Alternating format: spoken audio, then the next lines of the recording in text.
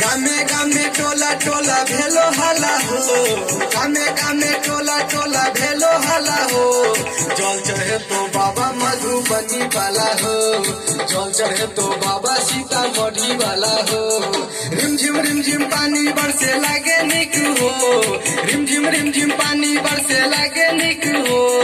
जल चढ़े तो बाबा दरभंगा वाला हो, जल चढ़े तो बाबा सकरी टुकड़ी वाला हो।